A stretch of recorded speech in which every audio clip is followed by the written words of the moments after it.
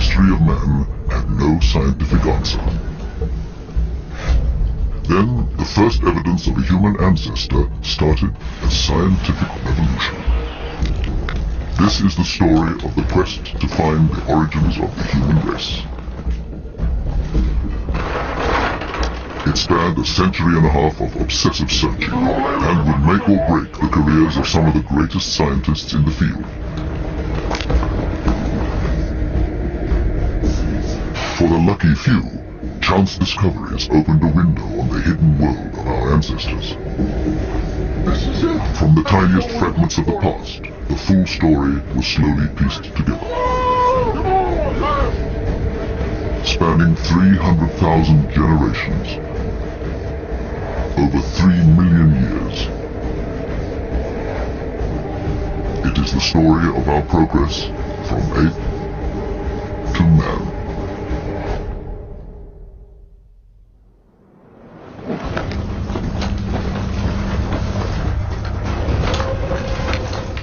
The search for the origins of humanity is a story of bones and the tales they tell.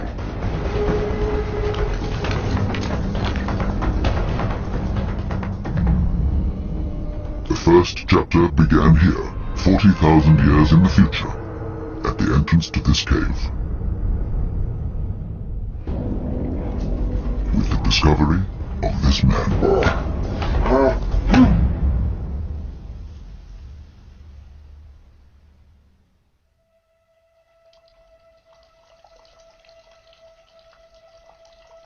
The year was 1856, and the cave lies in what is now the Neander Valley in Germany. Workmen were digging for limestone, a vital ingredient in the local chemical industry. It lay under a layer of rock and soil. The men were paid a few pence a day to remove the surface layer, and everything was thrown away.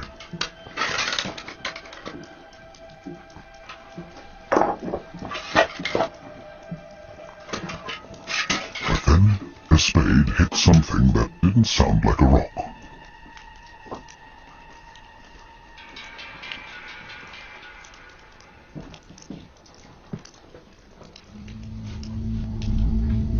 The shape looked like the top of a skull, and thinking it might be a murder victim, they stopped work to show the foreman. Ja, dit was gevangen. Ja, dat is inderdaad. It was interesting, but he'd seen this kind of thing before and was happy to send it the way of all the other bits of bone they'd found, to be smashed up with rocks.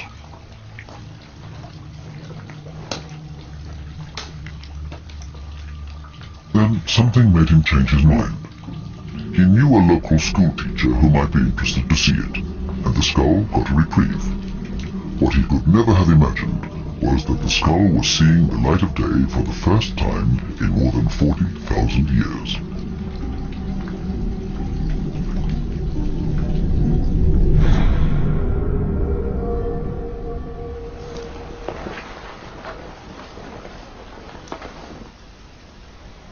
In Western Europe, 400 centuries before Christ, the original owner of the skull was a living, breathing being, a hunter, a tribal leader, a father of children, and a member of the most successful species on the European continent at the time.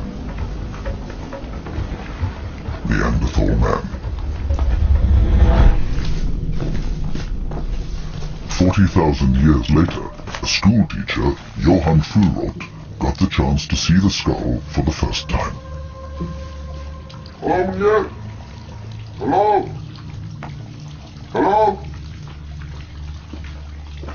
A keen amateur geologist and former anatomy student, Fulroth had no idea if he'd come on a wild goose chase. So interessant. The moment he saw the skull, he knew instinctively that this was something extraordinary. It looked fossilized, which would make it thousands of years old, and it was clearly not an animal. But neither was it from a normal modern human being. This particular skull is the skull of Neanderthal, and it's big. This individual lived around 50,000 years ago, and by that time Neanderthals had developed a brain that was as large, and in some cases larger than the modern human brain. You notice that it's rather long and low, and it's almost as if you grab the front of a human face and pull it out. You also have this big protruding nose, and in fact look how large that nose is. So they would have looked different from modern humans if you actually saw one with the flesh on it. Over 300 Neanderthal remains have been found from Europe to the Middle East. They all tell the same story of a short, powerful physique, perfectly evolved for the world they lived in.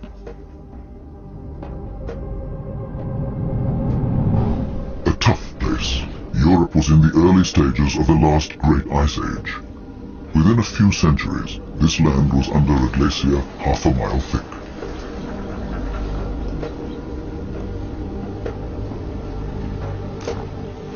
At this time, the climate was fluctuating quite extremely, and we do know that they survived some of the major cold snaps, the major glacial advances.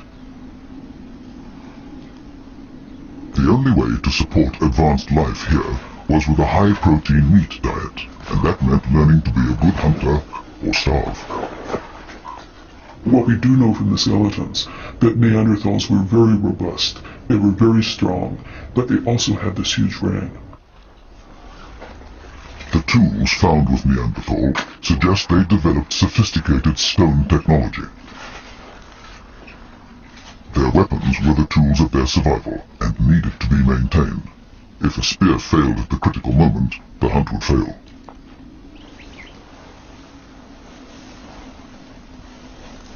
Neanderthal males seem to have supported loose family groups of up to a dozen.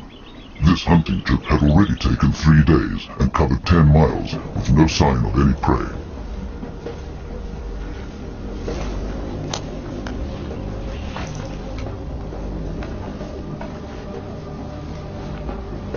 Then they found animal droppings.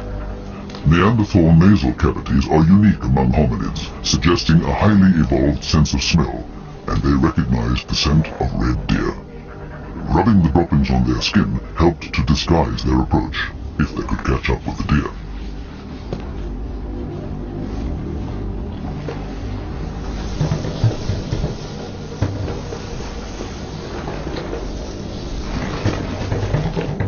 They'd had to range further in recent months to find a kill.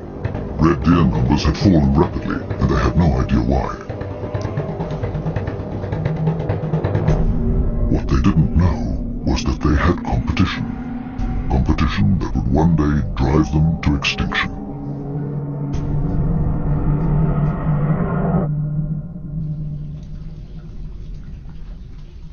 Victorian scientist Johann Fuhlrott held the evidence of an unknown ancient species. Wo habt ihr das gefunden? Ja, wir haben es dort gefunden. Und was war da sonst noch? Vielleicht noch ein Bein. Zeig mir bitte. It's hard even to guess what the creature was without more evidence. Nur diesen Bein. And they hadn't got much. Oh ja, und wo ist der Rest? Wir haben sie weggeschmissen. Hat's weggeschmissen. Wenn ihr jetzt noch was findet, schmeißt bitte gar nichts weg. Haltet es für mich. Ja. Ich nehme jetzt erstmal diese 2 mit. Gut. Danke. Fuhlrott gave the bones to more qualified scientists, but even when more pieces emerged from the same cave, they completely failed to identify them. Opinions varied widely, from a barbarian who'd fought the Roman legions to a lost Russian Cossack, even the victim of some unknown congenital deformity. But a new idea began to take center stage. Fuhlrott himself suggested Neanderthal might be an early ancestor of modern man. To many Victorians, this seemed the most absurd notion of all.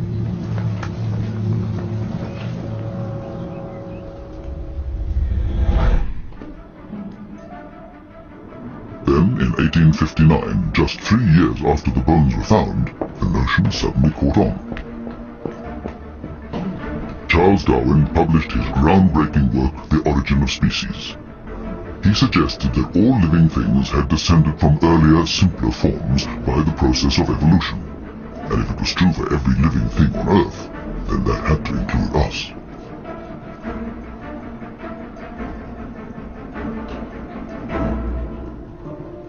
In 1859, Darwin publishes The Origin of Species, and a lot of people think that this book was paid attention to, but it wasn't. Most people couldn't care a jot about whether a fish evolved into an amphibian. No one cared. The big question, the question that everybody wanted to know is, where did we come from? And it's in the 1850s and 60s that science steps to the plate and says, I'm going to give you the answer. And boy, did they give us an answer. If humans had evolved from a simpler form, the implication to the scientific mind was obvious and disturbing. Humans could only have descended from apes. The impact on the Victorian psyche was profound. Many believed the theory of evolution made them little more than animals. Darwin stayed away from that question. He knew he was going to get into trouble. He writes to friends and says, I'm not going to talk about that. Far too controversial. And it's up to other people, new scientists, a younger generation of scientists, coming on in the 1850s and 60s, seeing an opening, seeing that they could make a career if they were to answer this question, where do humans come from? Inspired by the Neanderthal bones, evolution became the hottest topic of the age. But it would stay little more than a theory without more evidence.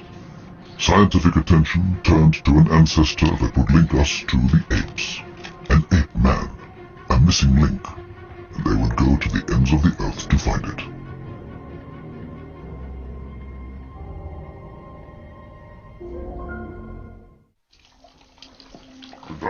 In the late 1800s, the world of science had become obsessed with the idea of a missing link between apes and man, and German scientist Johann Fuhlrott believed Neanderthal man was that link. Neanderthal seems so promising when it's first presented. It seems like it's going to be the answer, but on closer inspection, it starts to fall apart. Most importantly, the key fossils just seem to be too much like humans. Neanderthal at best is a man with some ape qualities.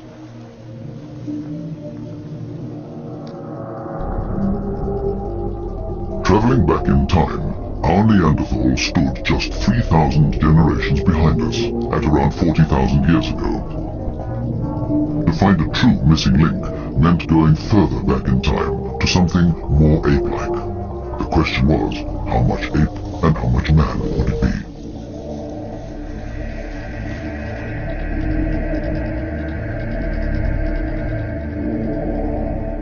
The idea of a missing link came from a very simple view of evolution, and it's not surprising it was simple because these ideas were in their infancy. But people had this idea of fixed types. There were humans and there were apes. And an evolutionary transition between those two types would somehow combine the features of both types. There was no real conception that evolution could operate over vast periods of time, and there could be complex mixtures of characteristics. So people were looking for something essentially that would be halfway between a living human and a living ape. But where would the evidence be found? By the 1880s, it was believed this had to be where apes and primitive people lived side by side.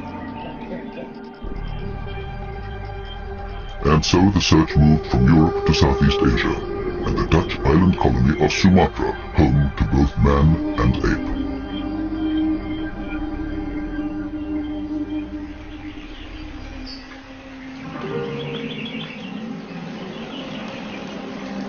In October 1889, the monsoon season was beginning, and no one tried to negotiate the dense rainforest unless they had to. 2 years ago, Eugène Dubois had a promising career as a doctor in Amsterdam, but his obsession with human origins had led him to take up the challenge to find the missing link. After abandoning his career and his civilized European home, the great dream had turned into a nightmare.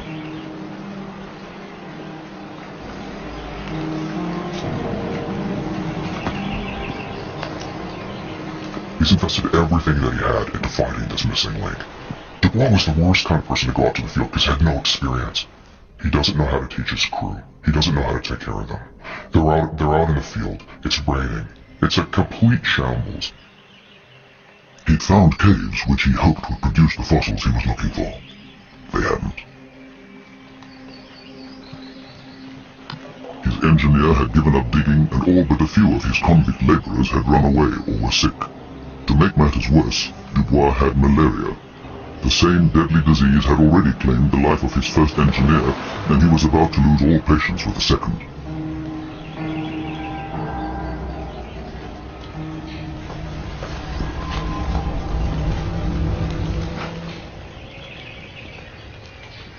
Wat ben je aan het doen? Ik ga hem opbrengen.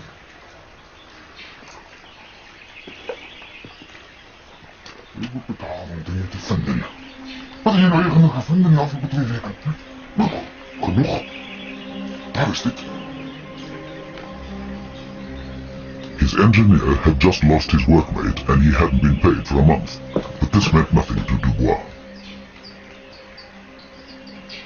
Poor Eugene, he desperately wants to find something, desperately wants to make a name for himself. Comes up with absolutely nothing. After months in the jungle, Dubois had just a few animal fossils to show for the time and money he'd spent. Wat is dit? Dat is los. Ja, meneer. Dat is net niet goed genoeg. Dubois had many trials and tribulations, and someone who was not as driven, not as determined, not as obsessed, I'm sure would have given up and gone home. Daar is niks. Die hebben gezocht. En dan kijk dit over. Kijk zelf. Sorry. Er zijn genoeg mannen daar. Niet wat zo heel zo lelijke werkers daarvoor. Een fitte en dan.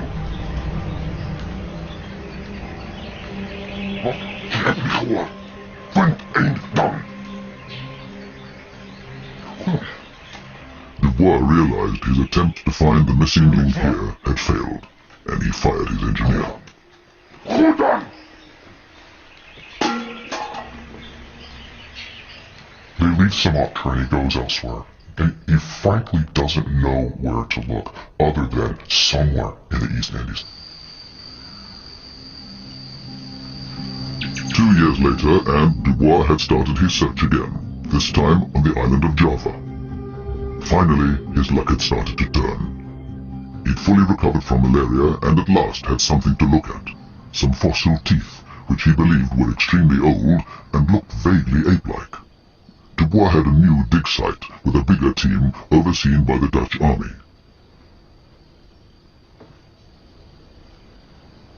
Every so often they brought in material they thought might be of interest, and one day, in October 1891, he got another batch.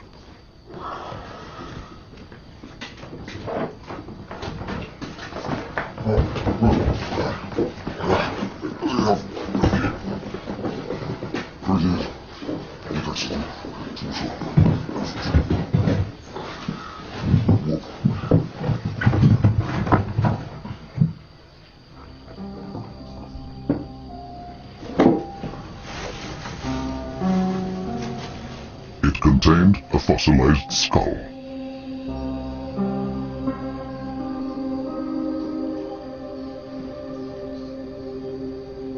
Just like Neanderthal 40 years earlier, it was only a skull cap, but like Neanderthal, it sent its discoverer into a frenzy of speculation.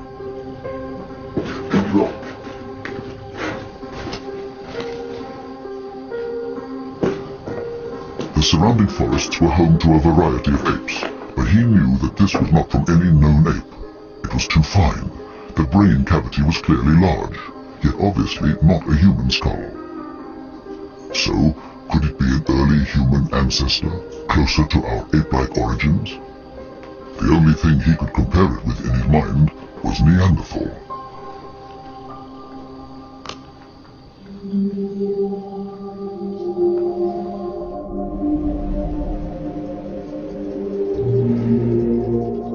The first Neanderthal found was 40,000 years old. Unknown to Dubois, his find was roughly 20 times older, between 500,000 and 1,000,000 years old, much more primitive than Neanderthal. But was it any closer to being the missing link? The key, Dubois believed, was the size of the brain. He had a precise mathematical model to determine the missing link. Its brain cavity should be precisely half the size of a human and twice the size of a chimpanzee.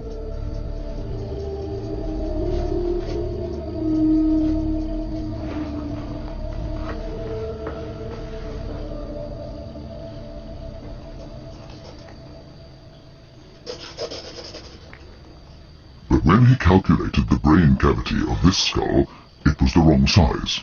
Too big for the halfway point, therefore too big to be the ape-like creature he had imagined. And more evidence emerged from the site which simply added to the confusion for Dubois. A complete fossilized leg bone. Its shape suggested its owner stood upright and walked on two legs, like a man.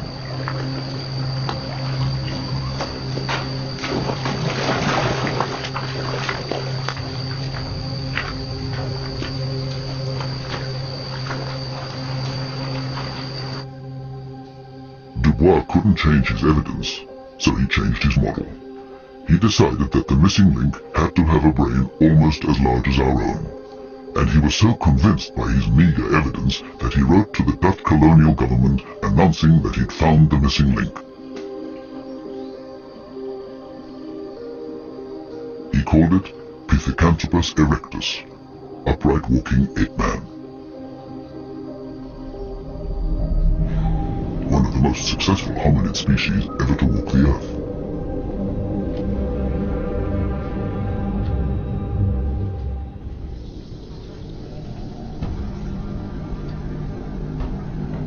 In Africa, 800,000 years ago, and 10,000 miles from where Dubois found his upright walking ape, this is the same species, today called Homo erectus, upright walking man. They've been able to colonize Africa, Asia, and beyond, thanks to a unique combination of physical and mental qualities.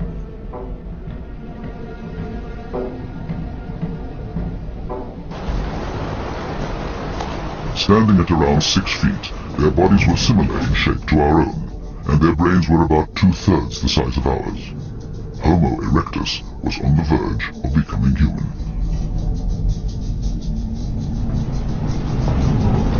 One of the main reasons for this was diet, because for the first time in our evolution, we had access to the concentrated protein of meat. Yet there's no evidence that Homo erectus was a true hunter. This antelope was most likely scavenged from a leopard kill, the spears used to drive away the predator.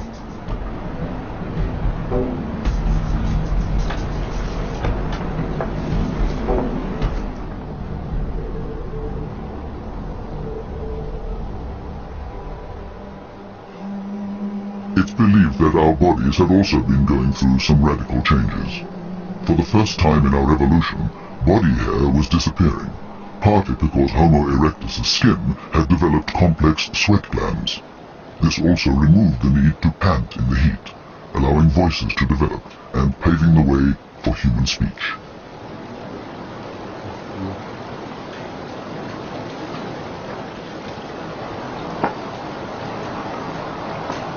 But it's their stone tools that showed how advanced Homo erectus had become. We find the appearance of a thing called the hand axe, which has been called the Swiss Army knife of the Paleolithic. This is a multi-purpose tool.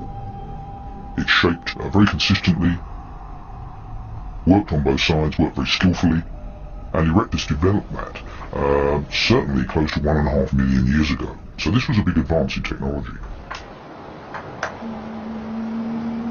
These people were part of a larger group, the beginnings of a tribe. But they stayed together as a tight-knit family, and there is evidence that they had learned to care for each other through sickness and injury.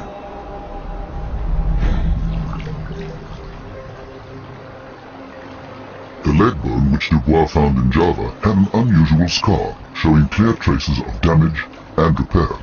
It's incredible. It seems to have broken at one point and healed, so whoever it was that owned this leg not only was severely injured, but repaired it in their own lifetime. And that's important, because if you broke your leg out in the wild, you'd be dead. You'd have no chance of survival, except if you were with a family, if you were with a village, if you were in a society.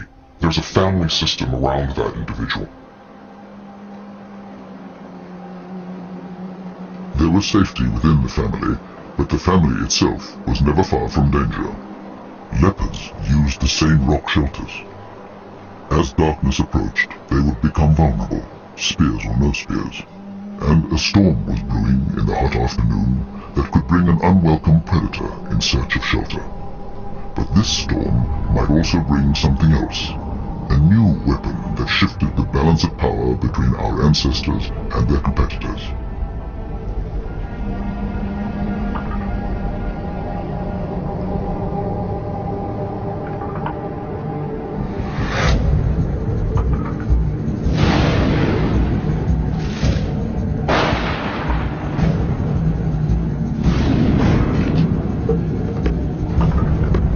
One of the most important pieces in the human evolutionary puzzle, a gift from nature. Every animal on Earth that had ever encountered fire had run away from it. Homo erectus was at a crossroads of human evolution. If they could do the unimaginable and conquer their instinctive fear, they would harness a new power. They just needed the nerve to reach into the blaze.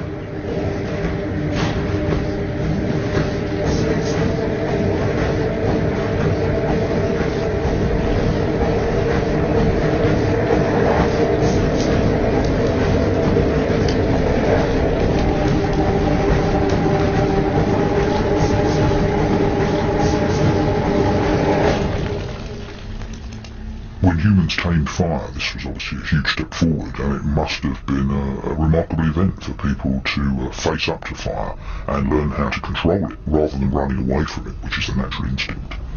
And once they could do that, once they could capture fire and eventually even make it at will, this was a huge advance. The impact of fire was enormous on human evolution.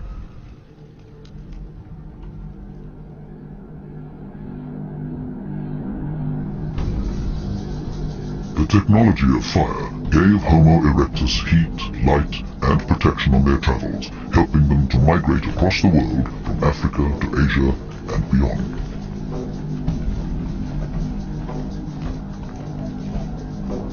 This is how Eugene Dubois came across their fossil remains in Java. But this nearly human species was very different from Dubois' idea of an upright walking ape man.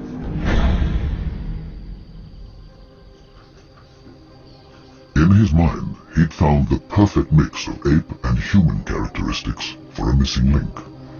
Where's Mr. Biggie? All he had to do was convince the rest of the world. That could be snow oxen. And it wasn't going to be easy. I think he must have thought that the world was ready for this, and when he announced it, the world of science would be at his feet for making this great discovery that the world had been waiting for.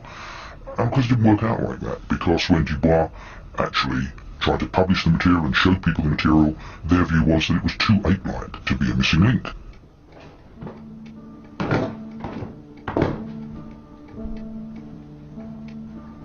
Dubois was convinced to the end that his fossils represented a missing link, but the scientific world did not agree and rejected his claim. Because he never attended his own dig, he couldn't even prove his pieces belonged to the same creature. The verdict of most experts was that the leg was human, but the skull looked like an unknown species of ape.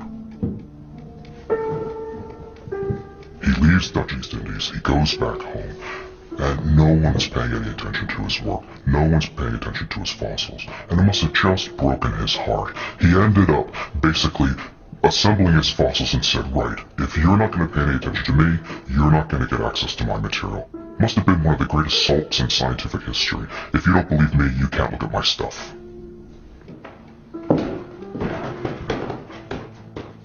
The scientific world ultimately recognized the true value of Dubois' discovery, but not for several decades. In the meantime, the search for the missing link continued. And at the start of the 20th century, the focus turned from Asia back to Europe, because in Britain, a discovery was made that amazed the world, and created one of the biggest scandals in scientific history. This is definitely not a stand. Arthur? Look! Teeth. Suddenly, a new contender that fitted the idea of a missing link perfectly. In fact, it was almost too perfect. Now, Dr. Watson, what do you think? But then, forgeries often are.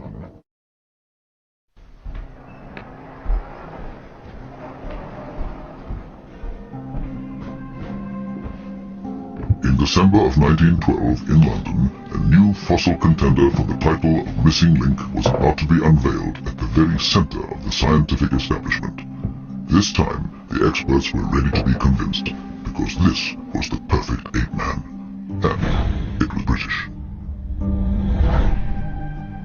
There was this tremendous rivalry between Britain and Germany building up to the First World War, both nationalistic, artistic, and certainly scientific. And the fact that Britain had nothing to match the Neanderthal find, I think, was a factor in the success that Piltdown had. Once it was delivered, it was evidence that we could match anything the Germans had. There was a sense of expectation among the eminent guests of the Royal Geographical Society, and Charles Dawson was about to become the most celebrated fossil finder in the British Empire. Gentlemen, may I introduce you to Piltdown Man. The reconstructed skull showed the exact combination of features everyone had expected to find in the missing link. But they felt at that time that the essence of humanity, the essence of being human, was the large brain size. And their concept of the missing link was a large brain mixed up with some ape-like characteristics. And this is, of course, what Piltdown Man was. So, is Piltdown Man just another early man? On the lines of Neanderthal? I think not. Why? The jaw. What Piltdown delivered was what many British experts were hoping for. Something that seemed to have a large brain in a modern-shaped brain case, although rather thick and primitive. And in the jawbone, we have evidence of a much more ape-like jaw and teeth. And this weird combination was what actually some British experts had predicted, that the brain had grown large early on in human evolution, but the teeth and jaws lagged behind. And Piltdown seemed to show that, and what was more, it was British. 3 years earlier, the first piece of Piltdown Man had emerged seemingly by chance. Workmen digging a road had found what they thought was a coconut, and casually smashed it. It was Piltdown Man's skull. Charles Dawson was an amateur fossil hunter with a burning ambition to find something truly earth-shattering. He'd walk past this site regularly in the hope that something significant might emerge. Anything today? His perseverance was finally rewarded. We've got this. When he examined the first piece, he instantly recognized it as a skull fragment. Where's the rest of it? And there could be more. Here now somewhere. Do you think you could find it for me? Try. Agreed? Alright? Good. Dawson knew he was onto something at last, but to get maximum exposure for his find, he knew he'd need to involve an expert.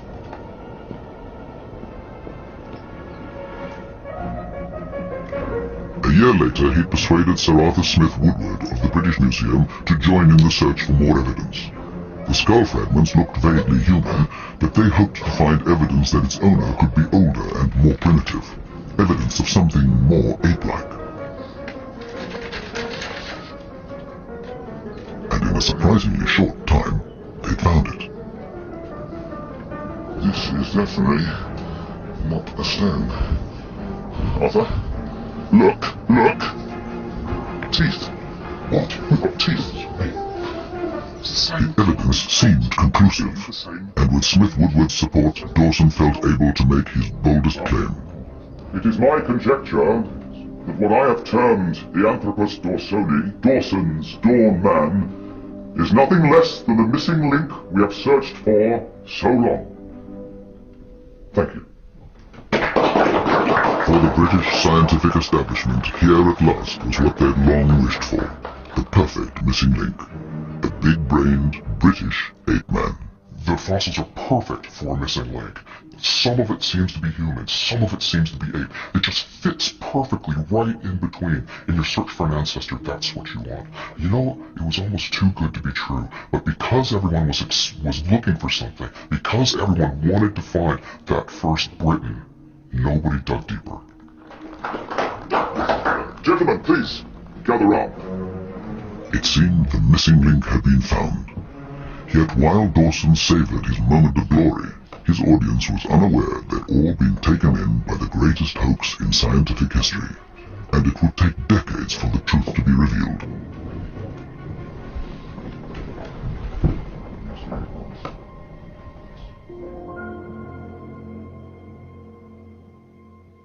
While the experts in England contented themselves with fakes, real scientific treasure waited to be discovered. But it was in a part of the world that no one at this time even cared to look. Southern Africa. Charles Darwin believed Africa might be the cradle of humanity because it was the home of the great apes. If our closest ape relatives were still there, then the ancestral link between us might lie there too. If so, evidence was bound to turn up sooner or later. It just needed someone to recognize it when it did.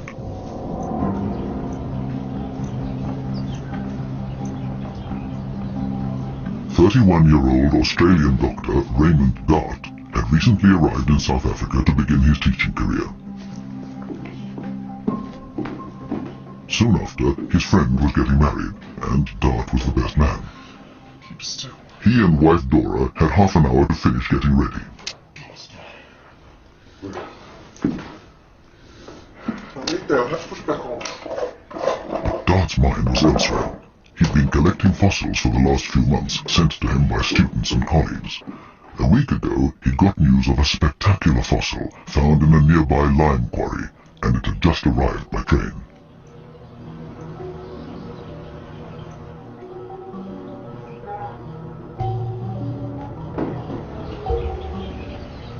Thank you, gentlemen. Just leave them inside the door there.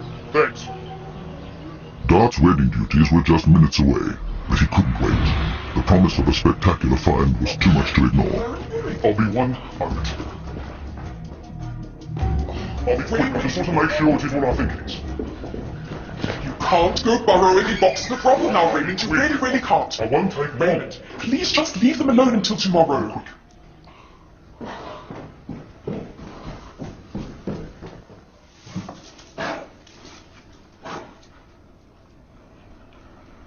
The first thing he saw was material he'd seen a dozen times before. But then, something he could never have dreamed of. A brain. To be precise, the space once occupied by a brain, now filled with fossilized sand.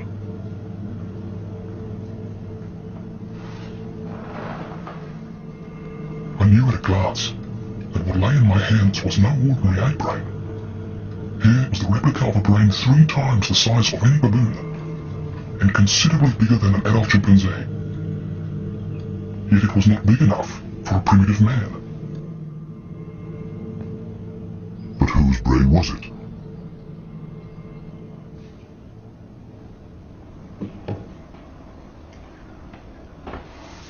Dart looked to see if there was more of the same creature. He found a piece of rock with the outline of an upper jaw. Behind it, a hollow space. When he matched the brain to the hollow, it was a perfect fit.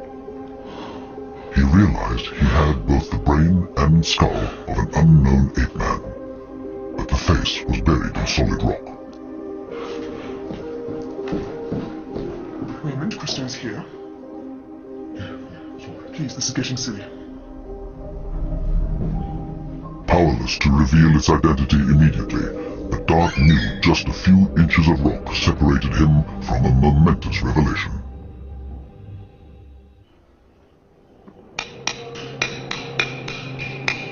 Raymond Dart had been sent the head of a fossilized ape man, which he hoped might be the missing link. But it was buried in a lump of solid rock. It took him 7 weeks of painstaking work to reveal its identity.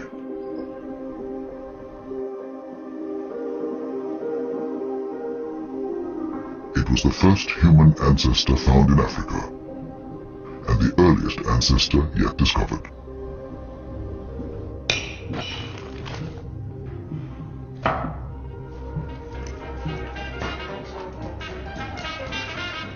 The moment of truth came on Christmas Eve 1924.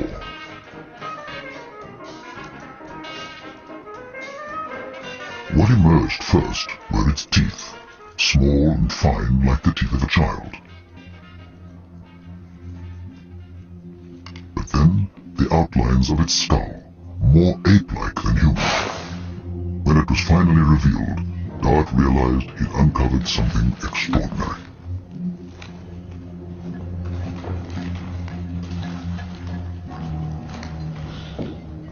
A combination of human and ape features that had never been seen before in the face of a child.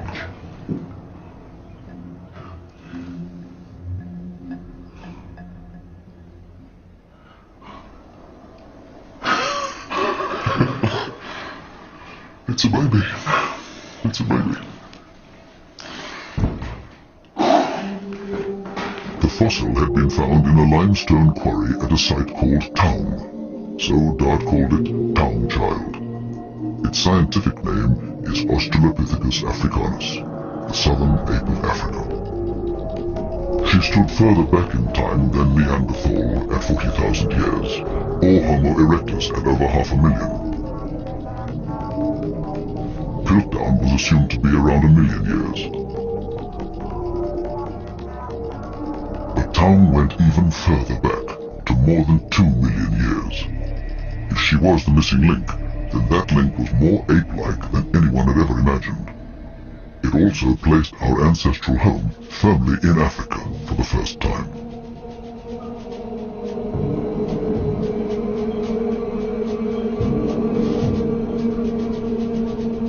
In South Africa, 2 million years ago, the world of Taung Child, just like the savannah today, was a place of food scarcity.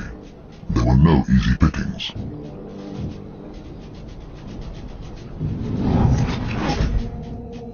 Taung's mother, at a little over 3 feet tall and just over 5 stone, was no hunter, but supplemented her diet by scavenging from the scraps left by predators.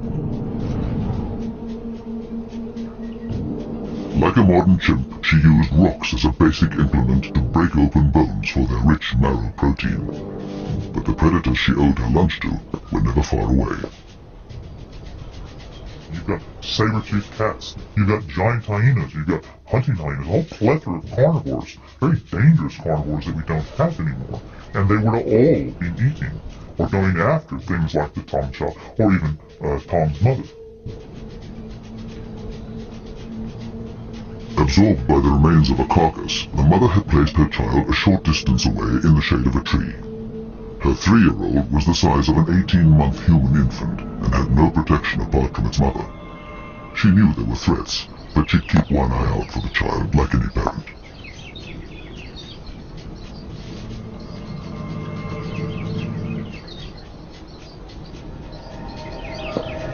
They definitely would have cared for the children. I mean, you see chimpanzees as the most caring of parents. There's no reason to say that Taung wasn't cared for. The problem with the Taung child was it's probably just old enough and rambunctious enough that it was leaving its mother for stretches at a time.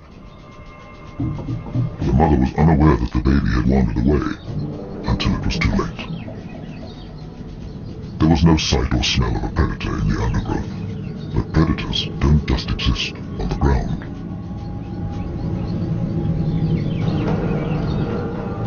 You've also got a threat from eagles. They've been documented to take human children up in Kenya to the age of 6 years of age. I mean, an eagle has these incredibly strong talons, so lovely, but greater lift-to-weight ratio than an F-15 fighter jet. The child was unaware of the danger from above. The mother saw the eagle and the child in the same moment, but couldn't get to her baby quickly enough.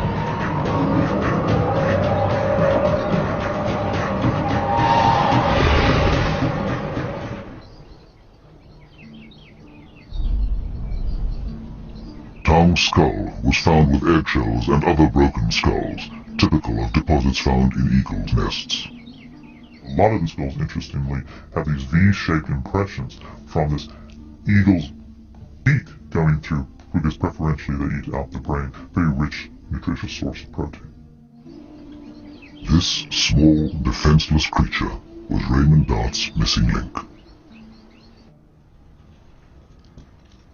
Valentine's Day, 1925, just 2 months after Taung Child had first emerged from the rock. A week earlier, Dart had published a scientific paper claiming Taung was the missing link and unleashing a storm of controversy.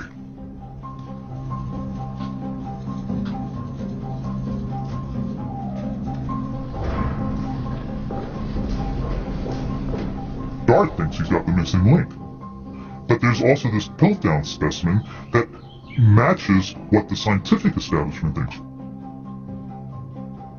Brain growth was thought to have driven human evolution, and Piltdown had a large brain and ape-like teeth.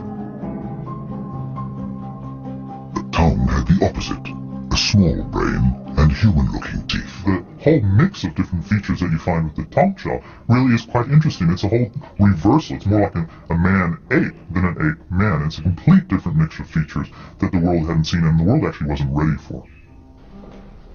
Have you seen Professor Dart? The biggest experts in this field all backed Piltdown. Any sort of voices of doubt were generally just overridden by the authority of these people. Dart's publication directly contradicted the scientific establishment. Does anybody tell me where I can find Professor Dart? He sent it to London to be reviewed by the world experts, the same experts whose views he contradicts.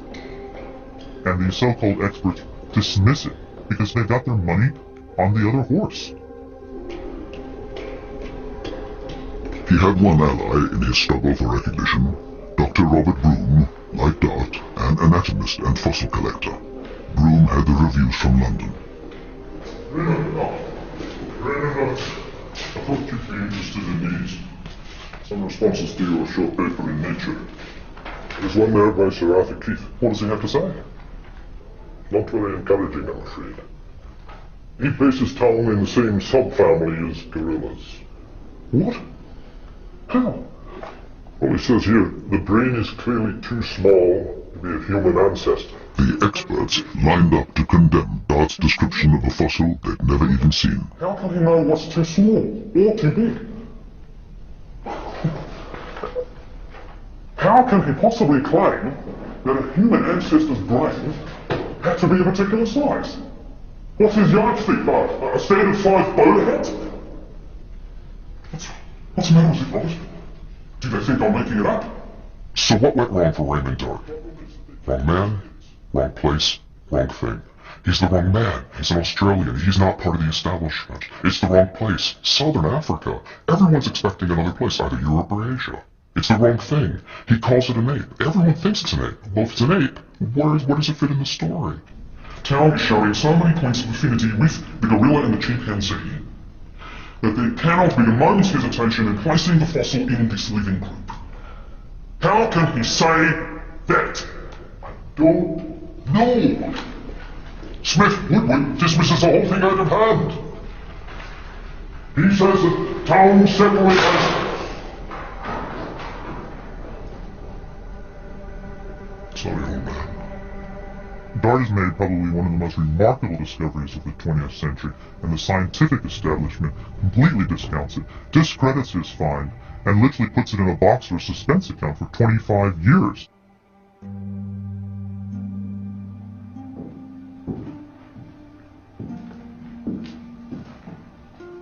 In the 1920s and 30s, the most widely read textbook on human origins did not even mention Dart's find.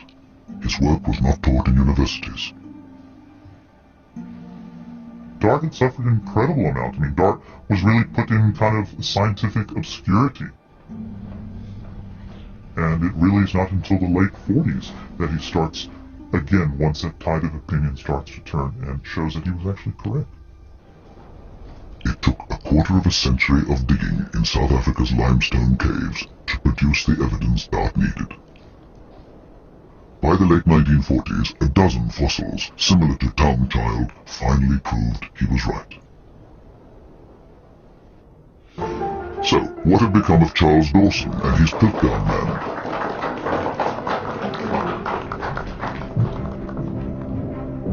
"40 years after it emerged as the prime contender for the missing link, the Piltdown fossils were examined scientifically for the first time, and finally revealed for what they always were, an elaborate hoax. There was embarrassment and puzzlement, astonishment, disbelief in some cases, that this thing was not genuine. But I think for the greater world of science, there was relief, particularly outside of Britain, because so many people by then had decided there was something peculiar about Piltdown, even if they couldn't put their finger on it. At the Natural History Museum in London, scientists decided to apply some newly available chemical tests. But as soon as the sample was drilled from the jawbone, they noticed something strange.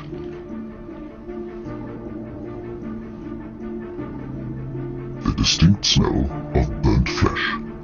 This could only come from organic bone, not fossil. So the jaw couldn't be more than a few thousand years old. And clear marks could be seen on the surface of the teeth. Scratch marks. Originally from a modern ape, they'd been filed down to look human. The entire assemblage, stained to look old, was a forgery. It has never been proved who the perpetrator was, but with the demise of Piltdown, an old idea died with it, that a big brain was the defining factor in the missing link. Something else had to come before the evolution of a big brain. A new theory replaced the old. What defined the beginning of humanity was not brain growth. In 1915, a young boy named Louis Leakey was looking for stone tools near his missionary home, the beginning of a lifelong obsession that led Leakey to revolutionize the story of human origins.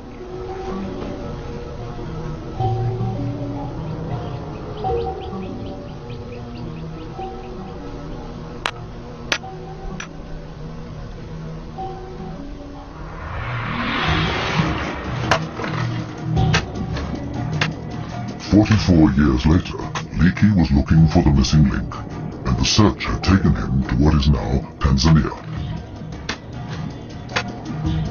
Leakey had persuaded the scientific world that what defined the first human ancestor was tools. Now, all he had to do was find one. He was supported by his second wife, Mary, and her son, Jonathan, just out of school. You got something, boy? They found plenty of stone tools, but no sign of Leakey's tool maker. He'd been looking here for 22 years. His luck had to change soon.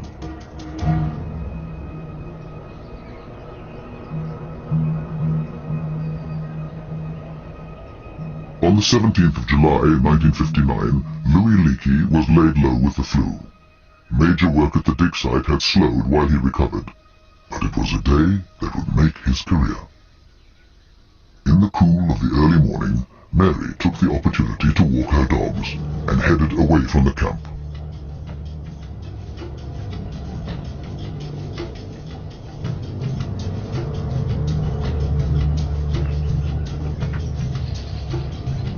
She wasn't expecting to find much in the way of fossils, but this year's rains had done them an unexpected favor.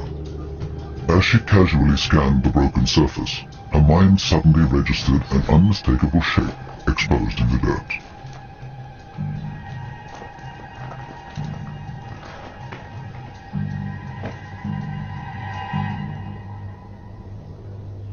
The top of a skull.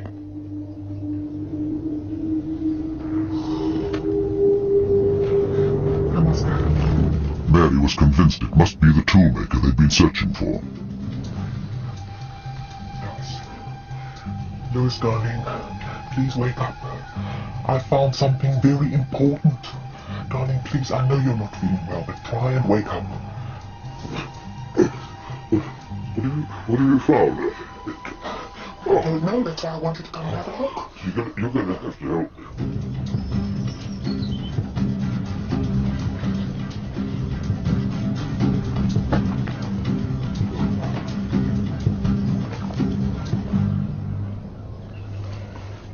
Leakey had waited 20 years to find this tool-making human ancestor. Hold on, my dear. You're better eyes than me. But this was not what he expected to find. The skull was more ape-like than he'd ever imagined. certainly not a Homo idea, I'm afraid. Look at this. But darling, just look at where he was found. It can't just be a coincidence. Yet it was in the same geological layer as the tools. The logic was inescapable.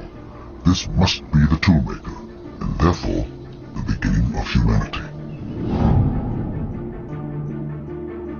Leakey named it Zinjanthropus boisei, after his financial sponsor, Charles Boise. It had a small brain, but massive teeth and jaws, whose muscles were so large they had to be anchored to a ridge at the top of the skull. But if Zinj was using tools, why did it need such powerful jaws? Leakey overlooked the question and announced Zinj as the toolmaker.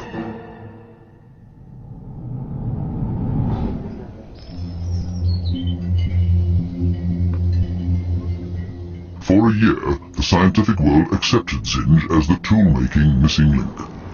Then, in 1960, Leakey completely changed his mind. Mary was on her way from the camp into town one day when a can was dislodged in the back of her Land Rover. When she stopped to fix it, she noticed a familiar shape in the earth, another piece of skull, of an entirely new, more human-like species.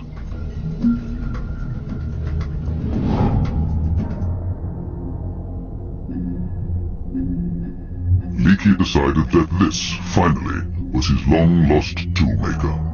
He named it Homo habilis, literally, handy man. Habilis had a larger brain and much more human teeth, which made sense if he was getting meat using stone tools.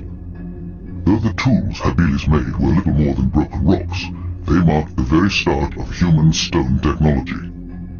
But if Habilis is the toolmaker, why was Zinj also found with the tools? Bigi has stumbled across an incredible discovery, and that discovery is humans and human-like organisms coexisting in Africa at the same time. By the early 1960s, the whole model of human evolution was called into question, and with it, the very idea of a single missing link. For over a century, the model of human evolution had been a simple, straight line. It began with a lower evolutionary form, an ancestral ape, and ended with the most advanced creature on Earth, the modern human being.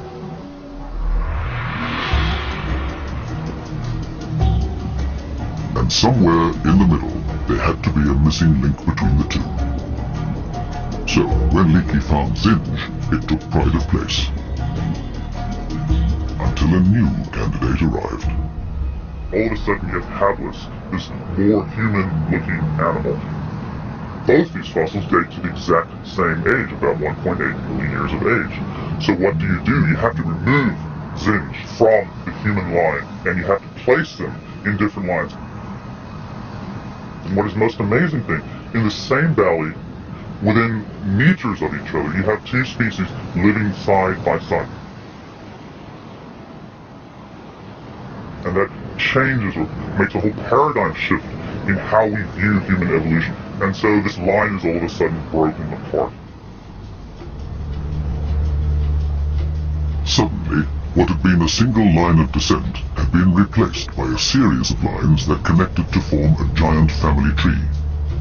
In the years between 1925 and 1965, over 100 hominid fossils were found and categorized in South Africa alone, and they can all be placed in relation to each other by accurate dating. Some species are evolutionary dead ends, while others appear to be part of a line that leads to humans. But a number of human-like competitors occupy the Earth at the same time, with several routes to humanity.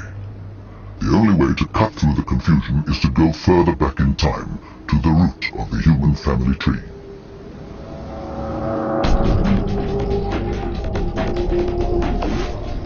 Before we had a big brain, long before we used fire and language, before we even made tools, the creature everyone was looking for marked the very beginning of humanity.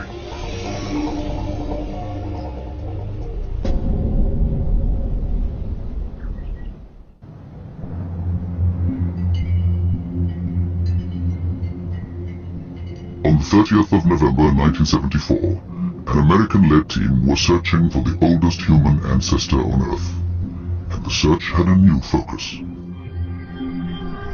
The northern end of the Rift Valley in Ethiopia. It was then possible to date rocks very accurately, so it was possible to be more precise than ever before about where to dig.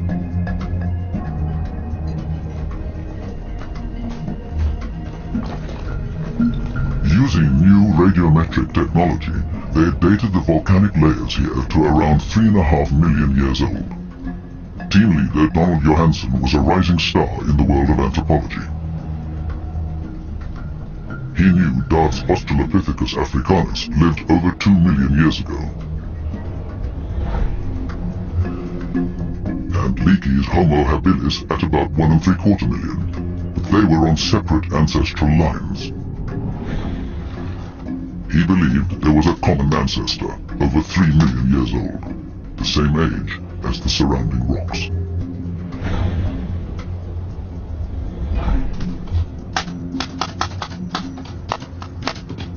Johansen had been kept away from any digging by essential paperwork, a chore he was determined to finish. But his colleague, Tom Gray, returned from the site with other ideas. How's it going? Actually very boring. There were areas they hadn't surveyed for a while, away from the main dig. You need a break? I was thinking of taking a hike out to bed 3. Yeah? You wanna come? I don't know, I gotta finish this. I mean, that's pretty urgent. I gotta do something.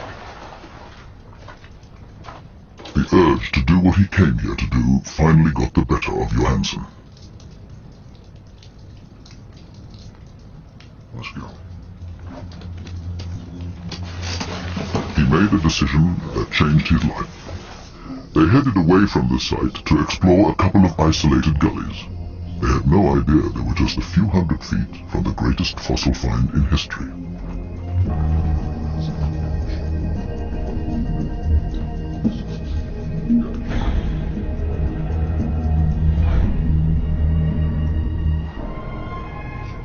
But as the afternoon wore on, they had little to show for their efforts. They surveyed for a couple of hours. By mid-afternoon, the temperature was approaching 40 degrees, and all they'd found were a few teeth from an extinct horse and part of the skull of a pig.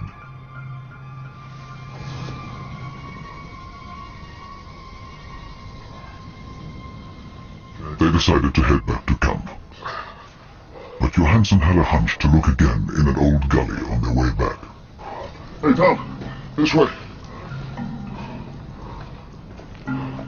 It had been thoroughly checked before and produced nothing. Hey, man, what's up? But today, something caught Johansen's eye. You mean, Tom? A shape in the dirt that just seemed too regular to be a stone. See that? It was a fossilized arm bone. That's an arm. It's a hominid arm. And there was more.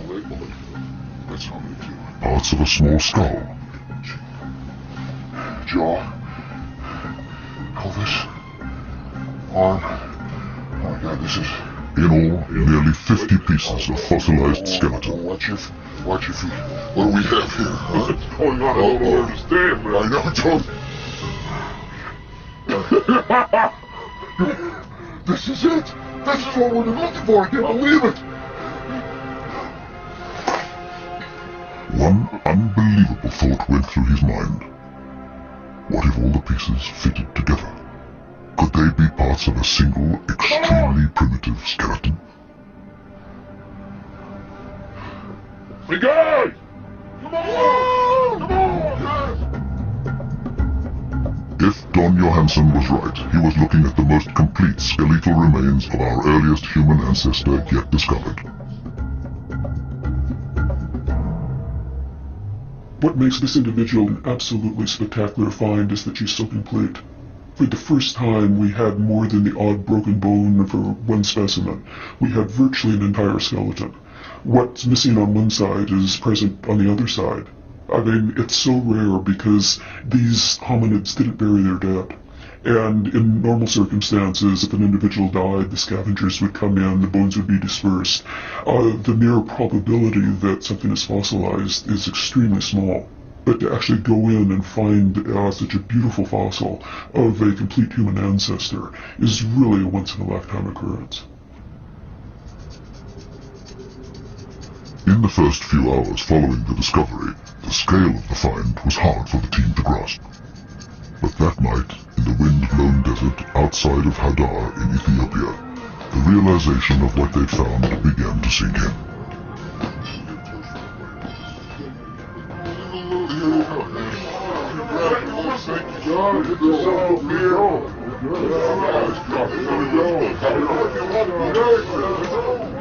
Inspired by a tape of the Beatles' song Lucy in the Sky with Diamonds, the new fossil picked up a name, Lucy. Lucy! Alright.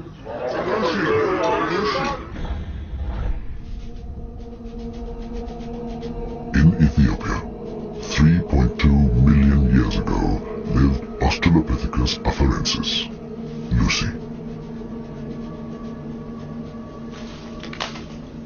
She put together the pieces of what one of our ancestors at this point in time really looked like. And it was a huge shock, because what she looked like was basically a chimpanzee.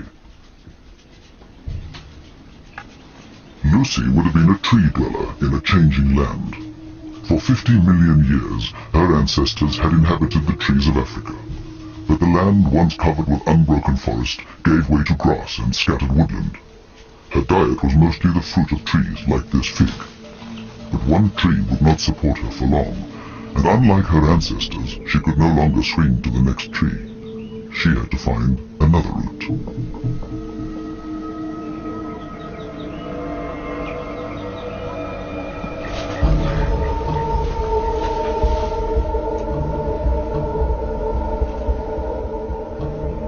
Lucy did something no ape had ever done.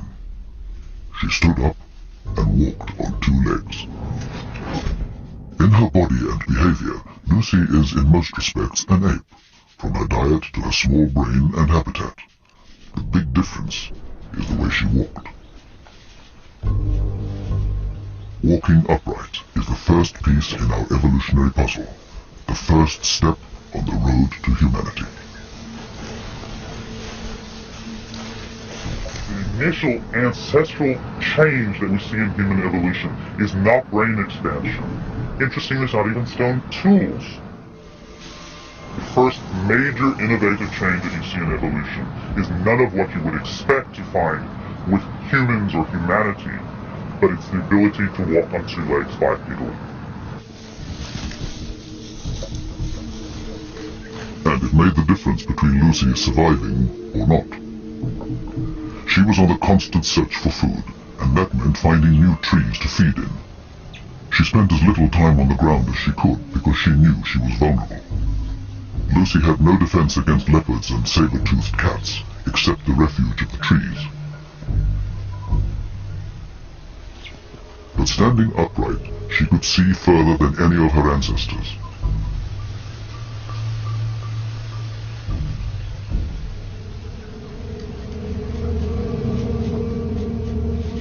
Sensing movement in the grass, she runs.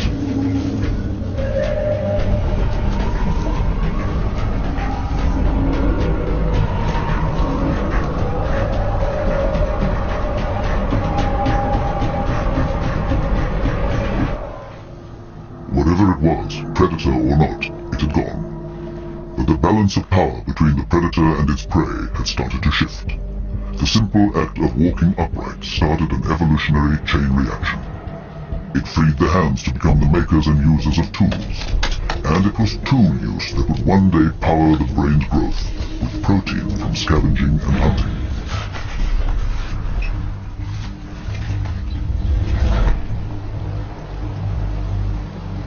But it all began here with Lucy. So, is Lucy finally the missing link?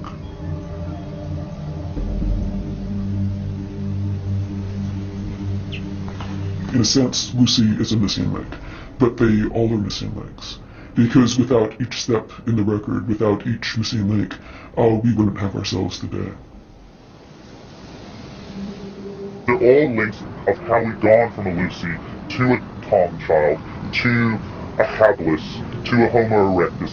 All of these are links leading towards Homo sapiens.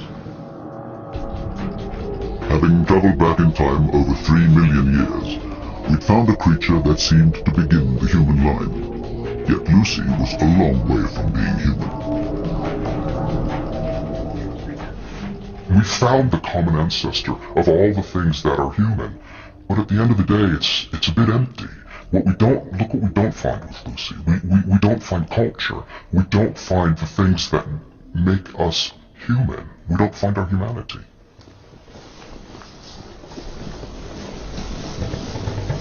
Science began to look again at our most recent ancestors.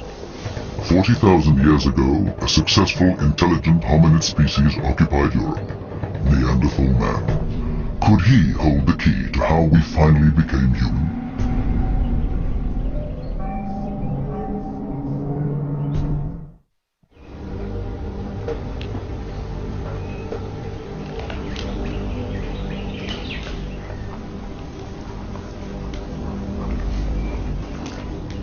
"40,000 years ago, Neanderthal hunters on the scent of red deer in the forests of Western Europe.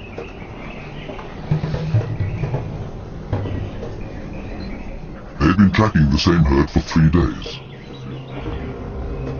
But they were opportunist hunters, and a wild pig was too tempting to resist. But they missed their first attempt, and the pig disappeared into the undergrowth.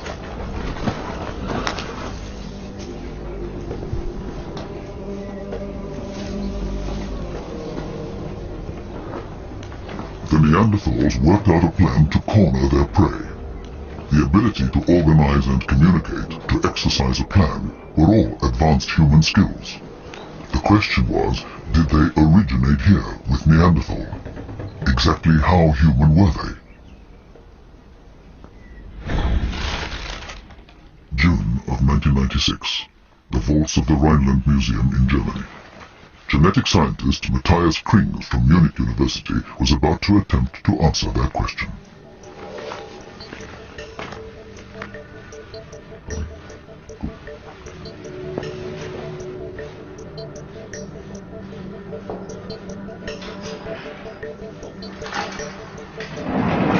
Museum curator Heike Kainitsky allowed Krings to examine the original Neanderthal bones found in 1856.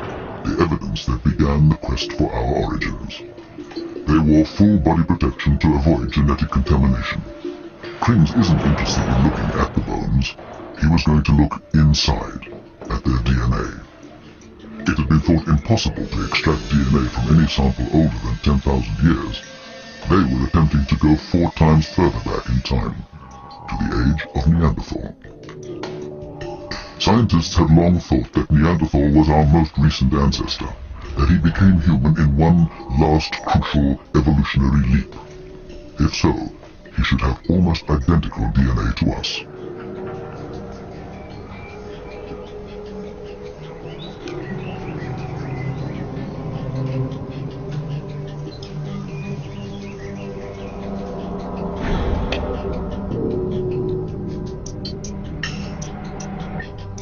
In Munich, Matthias Krings finally had the 2 sets of DNA results, Neanderthal and modern man. What? Was siehst du? Das sehe ich. Ich habe keine Ahnung, was ich sehe. Das kann doch wohl nicht richtig sein. Between any 2 people, there should be an average of 8 differences in the same piece of DNA. 3, 4. But between the human and Neanderthal samples, Krings counted nearly 4 times as many differences. Das ist was anderes. Das ist was völlig anderes. Ich habe sowas noch nie gesehen. Warum bist du dir sicher?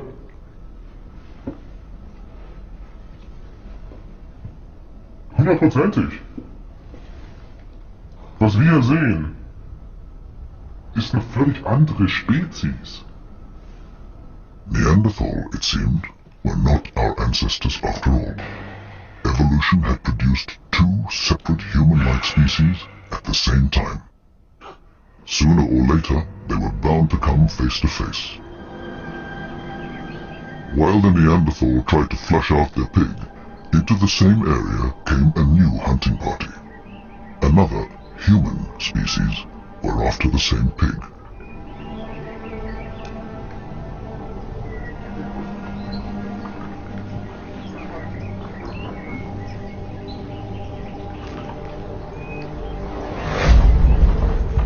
At the time Neanderthals went to extinction, we know anatomically modern humans, people like us, had also moved into Europe, and were competing with them perhaps for those areas where it was slightly easier to catch the game.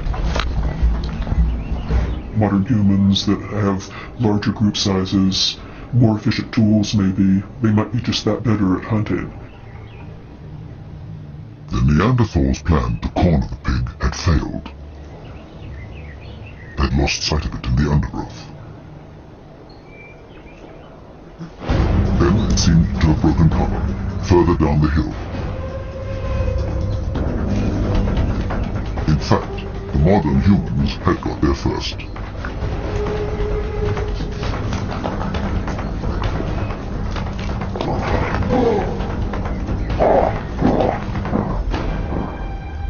The first encounter between two almost identical human-like species must have been a profound shock. In this tough Ice Age world, there was only room for one of them.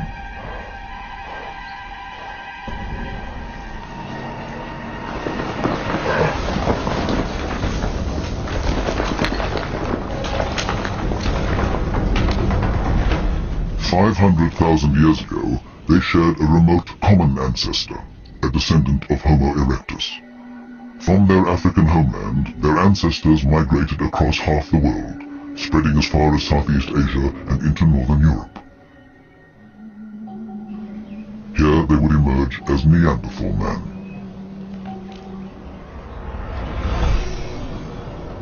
But the ones who stayed behind in Africa evolved too. And just under 200,000 years ago, a new species first appeared. Homo sapiens, modern man. They too were hunters, but some scientists have suggested they supplemented their diet with fish, spurring their brain development.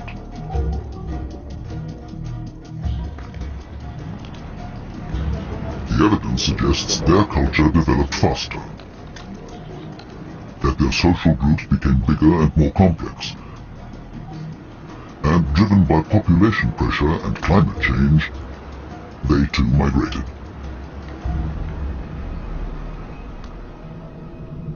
It took 150,000 years to spread from Africa to Europe, and as they moved further and further north, their appearance changed.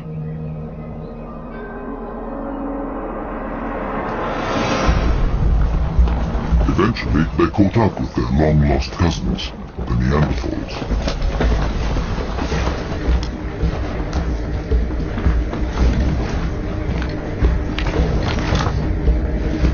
The European continent was losing one of its oldest, most successful species.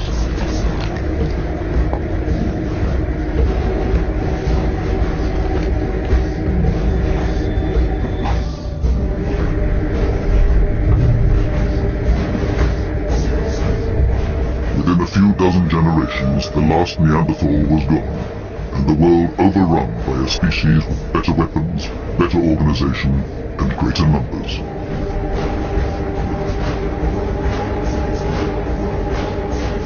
Modern man.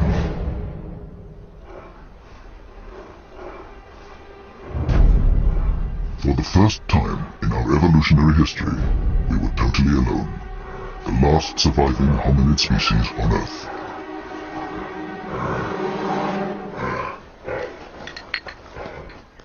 Within 40,000 years, Homo sapiens had colonized the whole world, free of any competition.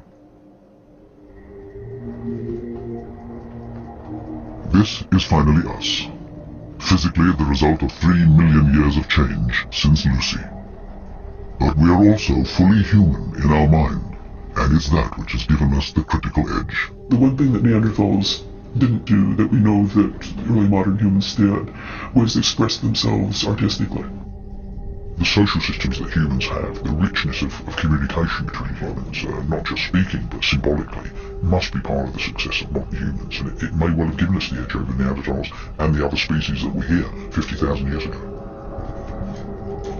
That same mind that gave us victory over our rivals one day asked the obvious question, where did I come from? For over 150 years, we've been searching for the answer to that question, and each piece of evidence has brought us a clearer and clearer picture of our past. But the search hasn't stopped. Many people say the more you find, the more there is to find. But I've been in the field long enough to know that almost every year an important discovery is made. I keep telling my students I never give the same lectures twice. I mean, it's a hugely dynamic field. Uncovering our evolution so far has been a remarkable adventure, but it's one that is still not over. It leads us to wonder, what else is out there? What else are we going to find in the next 10, 20 years as paleontologists explore parts of the world that we haven't gotten to yet?